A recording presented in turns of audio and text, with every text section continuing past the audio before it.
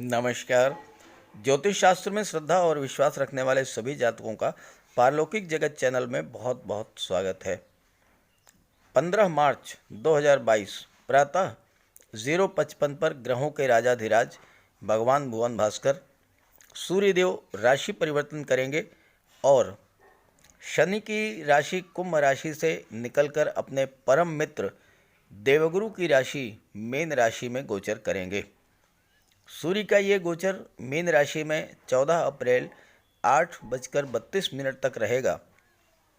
सूर्य का ये राशि परिवर्तन ज्योतिषी दृष्टिकोण से बहुत ही महत्वपूर्ण रहने वाला है, क्योंकि सूर्य राजा हैं और राजा का आगमन महामंत्री देवगुरु के घर में हो रहा है, तो इसका बहुत ही श्रेष्ठ प्रभाव पड़ेगा समस्त चराचर जगत पर और आपके जीवन पर। तो सूर्य के इस राशि परिवर्तन का मिथुन राशि के जातकों के जीवन पर क्या प्रभाव पड़ेगा, इसी का विश्लेषण करेंगे इस वीडियो में।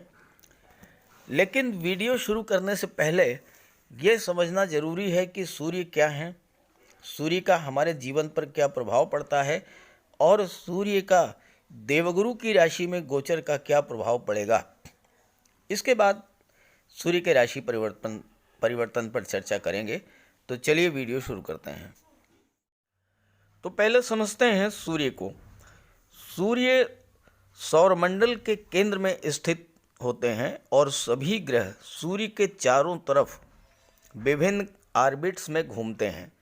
सूर्य प्रकाश और ऊर्जा प्रदान करते हैं और सूर्य के बिना इस पृथ्वी पर जीवन की कल्पना नहीं की जा सकती है। अगर सूर्य का प्रकाश ना हो तो इस सृष्टि में जीवन ही संभव नहीं होगा, क्योंकि अगर हम कोई पौधा लगाते हैं, कोई बीज बोते हैं, तो वो सूर्य के प्रकाश के बिना पल्लवित नहीं होगा। अगर सूर्य का प्रकाश ना हो तो हमारे शरीर को ऊर्जा नहीं मिलेगी, शरीर मुरझा जाएगा। हमारे जीवन में सूर्य की बहुत ही महत्वपूर्ण भूमिका होती है। ज्योतिषीय दृष्टि से सूर्य को आत्मा, बल, तेज, प्रताप, आत्मविश्वास और आत्मसम्मान का कारक माना गया है। सूर्य शासन, प्रशासन, सरकारी नौकरी और राजनीति के कारक माने जाते हैं। सूर्य राजा हैं और सूर्य के प्रभाव से हम जीवन में बड़े बड़े कार्य करते हैं। बड़े बड़े आईएएस, आईपीएस, मंत्री, विधायक, सांसद, नेता, अभिनेता, ये सब सूर्य के प्रभाव से ही बनते हैं। सूर्य जीवन में ऊंचा मान सम्मान दिलाते हैं। सूर्य का ये प्रकाश जैसे ही मीन राशि पर पड़ेगा तो सभी राशियों को कुछ न कुछ अच्छा ही प्राप्त होगा, क्योंकि मित्र के घर जाकर तो विशेष बल प्राप्त होता है। और देवगुरु जो कि मीन राशि के स्वामी हैं, वो ज्ञान, बुद्धि, विवेक, धन, मान सम्मान, धर्म और सत्कर्म के कारक हैं और साथ ही साथ देवगुरु विवाह और संतान के भी कारक हैं। तो सूर्य के मकर राशि में गोचर करते ही आपके ज्ञान, बुद्धि, विवेक में वृद्धि तो होगी ही होगी, आपका कॉन्फिडेंस लेवल भी बहुत हाई रहेगा। सूर्य पिता के कारक हैं और देवगुरु संतान के कारक हैं, तो इस योग में संतान की भी प्राप्ति हो सकती है। सूर्य आपके पिता की भी भाग्योन्नति करेंगे और ऐसे जातकों का बौद्धिक स्तर बहुत ही उच्च स्तर का होता है और ऐसा संयोग बनने पर राज्य से भी सम्मान मिलता है, क्योंकि सूर्य शासन प्रशासन के कारक होते हैं। सूर्य पंचम भाव के स्वामी होते हैं, देवगुरु नवम भाव के स्वामी होते हैं, जो कि संतान, शिक्षा और भाग्य भाव होता है। तो इस गोचर काल में संतान को उच्च शिक्षा के भी योग बनते हैं और चूंकि देवगुरु विदेश भाव 12वें भाव के स्वामी हैं, तो विदेश शिक्षा के भी योग बनते हैं। तो आइए अलग अलग राशियों पर इस राशि परिवर्तन के प्रभाव का विश्लेषण करते हैं। तो ये है मिथुन राशि के जातकों की कुंडली। 15 मार्च 2022 सूर्यदेव राशि परिवर्तन करेंगे और आपकी कुंडली के दशम भाव, कर्म भाव में गोचर करेंगे, जहाँ से आपके जॉब, कैरियर और प्रोफेशन का विचार किया जाता है। सूर्य दशम भाव में दिग्बली होते हैं। सूर्य शासन प्रशासन सरकारी नौकरी मान सम्मान पद और प्रतिष्ठा के कारक होते हैं, तो दिग्बली सूर्य शासन में उच्च पद दिला देंगे। आईएएस आईपीएस या सिविल सर्विसेज की तैयारी कर रहे हैं तो वहाँ पर आपको सफलता दिलाएंगे। प्राइवेट सेक्टर में मैनेजमेंट के क्षेत्र में या प्रशासन के क्षेत्र में उच्च पद आपको प्राप्त होगा। सूर्य आपकी नेतृत्व क्षमता में वृद्धि करेंगे, तो राजनीति के क्षेत्र में भी आपको उच्च पद प्राप्त होगा। और सूर्य चूंकि पिता के कारक होते हैं, तो पिता के कार्य क्षेत्र में भी सफलता मिलेगी। आपके पिता भी शासन प्रशासन में उच्च पद पर हो सकते हैं और आप उनके सहयोग से जीवन में आगे बढ़ेंगे। ज्योतिष शास्त्र ये कहता है कि दिग्बली सूर्य राज दरबार का सुख दिलाते हैं, अर्थात या तो आप स्वयं शासन प्रशासन और राजनीति में उच्च पद पर होंगे, या फिर ऐसे लोग जो कि शासन प्रशासन और राजनीति में उच्च पदों पर हैं, उनसे आपके संबंध बहुत ही मजबूत होंगे, जिससे आपको कार्यक्षेत्र में सफलता मिलेगी। सूर्य राजा हैं तो आपको भी दशम भाव में राजा के समान ही हर वो सुख प्रदान करेंगे जो कि आप पाना चाहते हैं, क्योंकि सूर्य की दृष्टि चतुर्थ भाव पर पड़ेगी जो कि सुख भाव है। व्यापार के क्षेत्र में अगर हैं आप, तो कॉरपोरेट सेक्टर में आपको उच्च सफलता मिल सकती है, या आप इंडस्ट्री फॉर्म कर सकते हैं, आपकी खुद की कोई कंपनी हो सकती है। और चूंकि बुध का भी गोचर 24 मार्च को दशम भाव में हो जाएगा, और यहाँ पर बुध और सूर्य का बुधादित्य राजयोग बनेगा, तो आप उच्च प्रशासनिक सेवा, न्यायिक सेवा, विदेश सेवा में जाने का मार्ग प्रशस्त होगा। दशम भाव में दिग्बली सूर्य आपको अच्छे शिक्षक, चार्टर्ड अकाउंटेंट, वकील, वक्ता, कवि, काउंसलर, पत्रकारिता और सोशल मीडिया में जाने का मार्ग प्रशस्त करेंगे। आपका चयन डाक विभाग या आयकर विभाग में भी हो सकता है, और बुध के प्रभाव से शेयर मार्केट और पूंजी निवेश के क्षेत्र में भी आपको उच्च स्तर की सफलता मिलेगी। साथ ही अगर आप IT sector, computer, engineering, management, कला और साहित्य के क्षेत्र से जुड़े हुए हैं, तो वहाँ भी आपको सफलता अर्जित होगी। दशम भाव में सूर्य को दिग्बल प्राप्त होने के कारण सूर्य यहाँ पर सर्वाधिक शक्तिशाली होते हैं और आपको कार्य क्षेत्र में प्रबल लाभ दिलाने वाले होंगे। अब यहाँ एक महत्वपूर्ण बात मैं आपसे और शेयर करूँगा।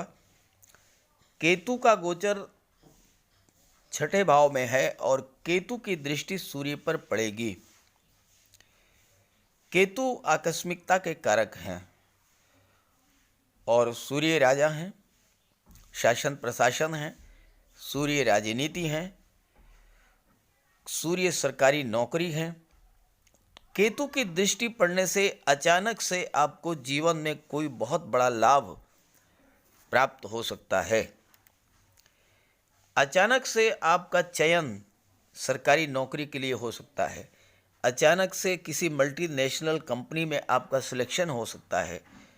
ऑल ऑफ सडन मनचाहा ट्रांसफ़र आपको मिल सकता है या फिर आपका प्रमोशन हो सकता है। व्यापार के क्षेत्र में चूंकि बुध पर भी दृष्टि पड़ेगी केतु की, व्यापार के क्षेत्र में भी अचानक बहुत बड़ा लाभ आपको दिलाने वाला होगा सूर्य का ये राशि परिवर्तन। आपका खुद का कारोबार है तो बहुत अच्छी स्थिति रहेगी, लाभ होगा। और ऐसे जातक विद्वान होते हैं, तेजस्वी होते हैं और जीवन के मध्यकाल में बहुत अधिक तरक्की करते हैं। दशम भाव में अगर सूर्य के साथ राहु भी हों, हालांकि यहाँ राहु नहीं है, लेकिन केतु हैं और केतु की दृष्टि पड़ रही है, तो आप में लीडरशिप की भावना डेवलप होगी, यानी नेतृत्व की भावना डेवलप होगी और राजनीति के क्षेत्र में आपको उच्च स्तर की सफलता दिलाएंगे। हालांकि सूर्य अगर कमज़ोर हैं या अशुभ भाव में हैं आपकी जन्म कुंडली में, तो सेवा काल में उतार चढ़ाव देखने को मिलेगा। व्यापार में भी अप डाउन्स लगे रहेंगे, तो उसके लिए आप सूर्य का उपाय कर लें।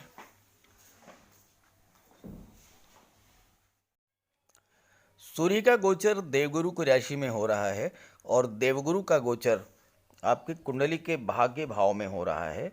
तो ऐसे में अगर देवगुरु पर चर्चा नहीं की गई तो ये वीडियो अधूरा रह जाएगा, तो इसलिए देवगुरु के बारे में भी बात कर लेते हैं। देवगुरु का गोचर कुंडली के नवम भाव में है और नवम भाव भाग्य स्थान का होता है, पूर्व जन्म के कर्मों का होता है, धर्म का होता है, आध्यात्म का होता है और तीर्थ यात्राओं का होता है। यहाँ पर देवगुरु का गोचर है और देवगुरु धर्म और सत्कर्म के कारक हैं, तो आपकी धार्मिक प्रवृत्ति बढ़ेगी। नवम भाव में अगर देवगुरु हों तो वह व्यक्ति किसी भी धर्म का हो, लेकिन ईश्वर से अगर वो प्रार्थना करता है तो बहुत जल्द सुनवाई होती है, भाग्य का फुल सपोर्ट मिलता है और भाग्य के ही सपोर्ट से आपके जो भी काम अब तक रुके हुए थे वो पूरे होंगे।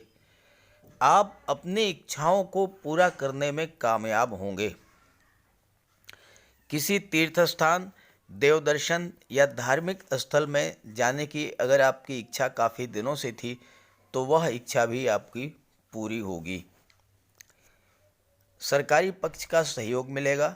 आपका कोई ऐसा मैटर जो कि सरकार के पास लंबित था वो निपट जाएगा। सरकारी कर्मचारियों अधिकारियों के सहयोग से कोई काम अगर आपका बनना था तो उसमें आपको सफलता मिलेगी।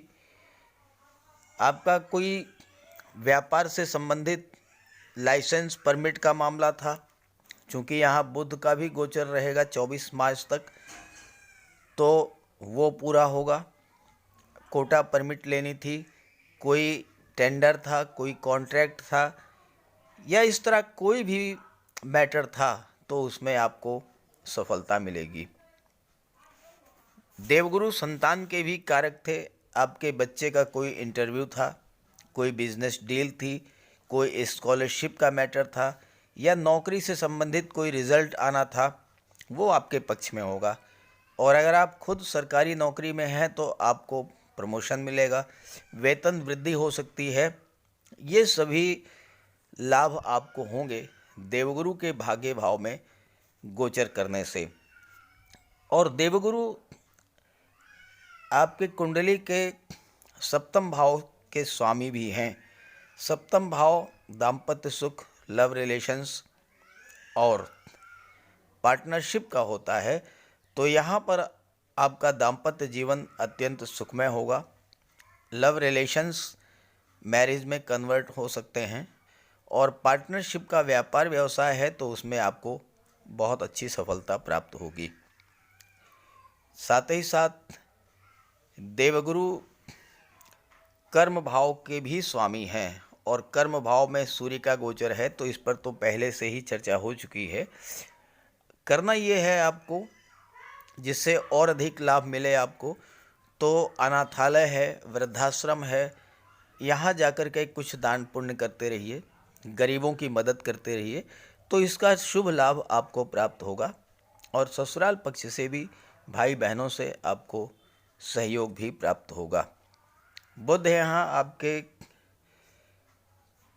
चतुर्थ भाव के स्वामी हैं और बुध का गोचर दशम भाव में हो जाएगा और बुध की सीधी दृष्टि परिवार पर पड़ेगी, परिवार भाव पर, सुख भाव पर, तो आपके सुखों में भी वृद्धि होगी, भौतिक सुखों में वृद्धि होगी। साथ ही साथ आपके परिवार में शांति, सुख और सौहार्द बना रहेगा।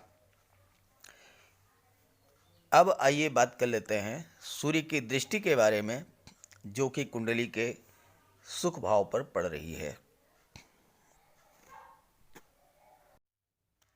कुंडली के चतुर्थ भाव से भौतिक सुखों का विचार किया जाता है माता, भूमि, वाहन, प्रॉपर्टी और हर वो चीज़ जिसे पाकर के आप खुशी महसूस करते हैं, इसका विचार कुंडली के चतुर्थ भाव से किया जाता है। तो सूर्य आपको सभी भौतिकता के साधन उपलब्ध कराएंगे, इसमें कोई दो राय नहीं, लेकिन आपको आपके अहंकार को भी जागृत कर देंगे। इससे आपको बचना होगा। आपके भीतर अपने बड़े घर, बड़े वाहन, सुख सुविधा की साधनों की उपलब्धता को देखते हुए आपके भीतर ईगो प्रॉब्लम डेवलप करेगी। अपने आप को आप बड़ा दिखाना पसंद करेंगे और सूर्य के प्रभाव से अपने समाज, अपने शहर के विशिष्ट व्यक्तियों में होंगे, गणमान्य व्यक्तियों में आपकी गणना होगी। लेकिन इसका नेगेटिव पहलू यही है कि अहम और अहंकार आपके अंदर जन्म लेगा। इससे आप बचें, अन्यथा परिवार में तनाव की स्थिति बनेगी। सूर्य अथॉरिटी और पावर के कारक होते हैं, तो सूर्य आपको इतना अधिकार संपन्न बना देंगे जिससे कि शहर में, समाज में आपका नाम होगा और राज दरबार का सुख मिलेगा। मित्रों द्वारा आपकी बहुत मदद की जाएगी और आपके मित्र भी उच्च पदासीन अधिकारी होंगे या अत्यंत धनाढ्य होंगे। चतुर्थ भाव से भूमि का विचार किया जाता है। आप या आपके पिता बड़े प्रॉपर्टी डीलर हो सकते हैं, बिल्डर हो सकते हैं और इससे आपको प्रचुर मात्रा में धन का लाभ होगा। हालांकि स्वभाव से आप अत्यंत भावुक होते हैं, दूसरों पर जल्दी विश्वास कर लेंगे, इससे आपको बचना होगा। और चौथा भाव माता का होता है, तो आपको आगे बढ़ाने में आपकी माता का बहुत बड़ा सहयोग होगा। सूर्य अगर आपकी जन्म कुंडली में कमज़ोर हैं या अशुभ भाव में हैं तो पारिवारिक तनाव और सुखों में कमी लाएंगे। तो ऐसे में आप सूर्य का उपाय कर लें। सूर्य के लिए रविवार के दिन सूर्य देव की आराधना करें, सूर्य देव को अर्घ्य दें। तांबे के लोटे में जल, अक्षत, लाल चंदन, रोली, पुष्प ये डाल करके सूर्य को अर्घ्य दें। गायत्री मंत्र का पाठ करें, आदित्य हृदय स्तोत्र का पाठ करें, पिता का सम्मान करें, पिता की सेवा करें, पिता का आशीर्वाद प्राप्त करें। ये सब कार्य अगर आप करते हैं तो सूर्य के इस गोचर का पूरा लाभ आपको प्राप्त होगा। तो एक बार करके देखिए, निश्चित रूप से आपको लाभ होगा। ग्रहों का उपाय ज़रूर कीजिएगा, क्योंकि अक्सर आपके प्रश्न यही आते हैं, कमेंट्स यही आते हैं कि राजयोग बन रहे हैं लेकिन उसका लाभ नहीं मिल पा रहा है। तो उसका कारण ये है कि ग्रहों की स्थिति, ग्रहों का अंश बल आपकी जन्म कुंडली में कितना है, ये देखना बहुत ज़रूरी है। अगर ग्रहों का अंश बल आपकी कुंडली में 12 डिग्री से और 18 डिग्री के बीच है तब तो स्थिति ठीक है, लेकिन अगर 12 डिग्री से कम हुआ या 18 डिग्री से अधिक हुआ अंश बल, तो उस स्थिति में ग्रह कमज़ोर होंगे और फिर आपको ग्रहों का उपाय करना पड़ेगा। ग्रहों का उपाय कीजिएगा, निश्चित रूप से आपको लाभ होगा। तो सभी ग्रहों की कृपा दृष्टि आप पर बनी रहे, इसी भावना के साथ आप सभी का बहुत बहुत धन्यवाद। नमस्कार।